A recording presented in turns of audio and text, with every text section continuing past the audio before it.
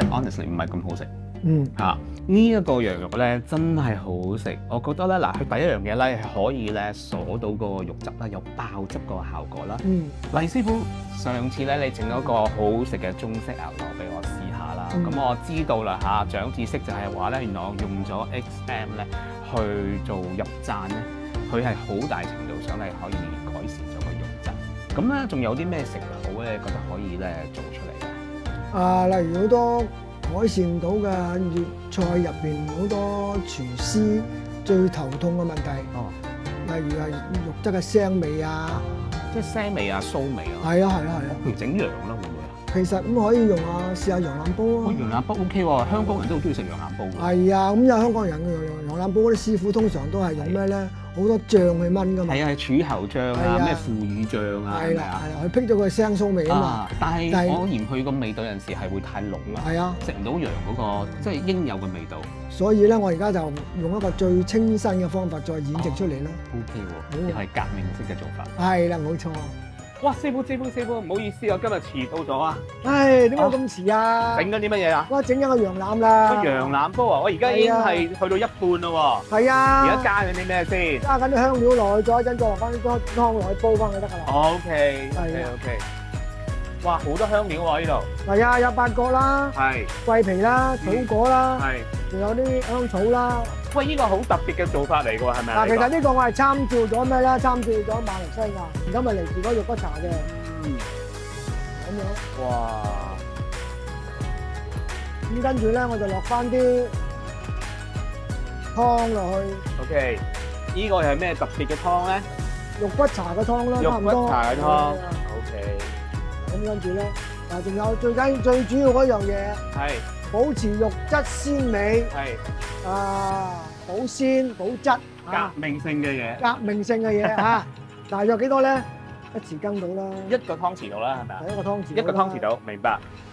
一個湯匙啦。OK， 一個湯匙嘅 XM 就夠啦。係啦，咁你落去。咁煲翻滾佢就 OK 噶啦。今日我哋要加個 XM 咧，想做到啲咩特別嘅效果咧？就係等佢啲肉比較鬆軟啲，同埋咧保質，保鮮，同埋咧係等你做到味。即係又係嗰四樣嘢啦。四樣嘢啦。OK。師傅，頭先我嚟咧就係見到一煲啫，而家竟然有兩煲嘅，因為我遲到。因為遲到嘛，所以咧其實咧嗱，我頭先話做咗兩煲嘅。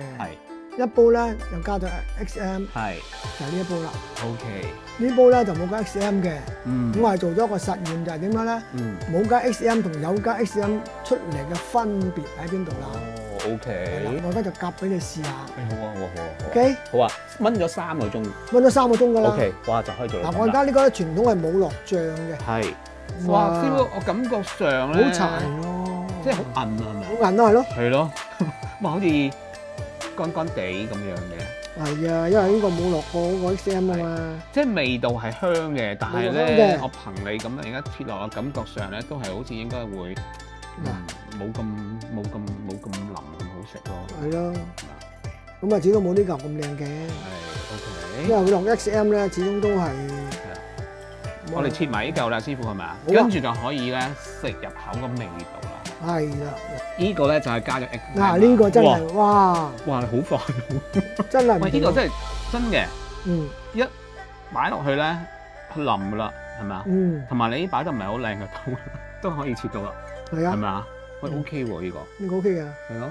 同埋咧，我咁樣睇咧，我目測咧都好 juicy 喎。係咯。第一個真係 juicy，睇到真係睇 juicy。其實係有分別嘅。係有分別。好啦，而家係咧就係試食時間。好，食呢個係冇 XM 嘅。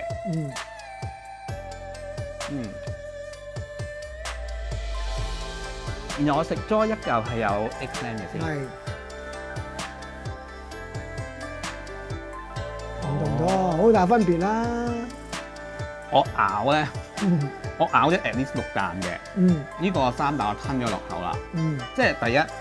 呢一個咧冇落 XM 咧，佢係真係會個肉質係較為乾啲咯。唔係即係 honestly 唔係咁好食。呢一個羊肉咧真係好食，我覺得咧嗱，佢第一樣嘢咧係可以咧鎖到個肉汁啦，有爆汁個效果啦。第二咧係因為落咗 XM 咧，所以咧佢嗰個肉咧係本身係可以快啲咧係會鬆軟咗嘅，腍啲嘅。而第三個係提鮮啦，第四啦，你都估到我咩啦？我成日好中意嘅第六感啊 ，kokumi 啊，係嗰個魚韻係留咗喺個口裏邊。咁我想問下啦，其實咧我哋用 XM 嘅做法咧，即係加入 XM 嘅做法，係咪同平時我哋傳統廣東啊用好多嘅鹵水汁嗰啲咧係又有少少咩新嘅改變啊？係㗎，其實咧以前粵菜傳統咧燜羊腩咧，其實好多醬料落去咧，諗住蓋咗嗰啲腥味啊、臊味啊嗰啲嘢，又往往但係相反嚟講咧，佢會令到佢個羊腩嘅味出唔到，本身嘅味出唔到嚟。所以咧就唔同啦。而家我做鹵水啦，我做鹵水咧就完全係冇咗嗰啲醬料嘅味咧，係可以將佢羊腩嘅味完全發揮到出嚟。再加埋呢一個 XM 咧，佢就會鎖住啲肉汁啦，咁啊令到啲羊腩更加係juice 啲啦，更加係保鮮味啲啦，咁啊更加係會鬆軟啲啦，同埋咧你最後想講嗰句啦。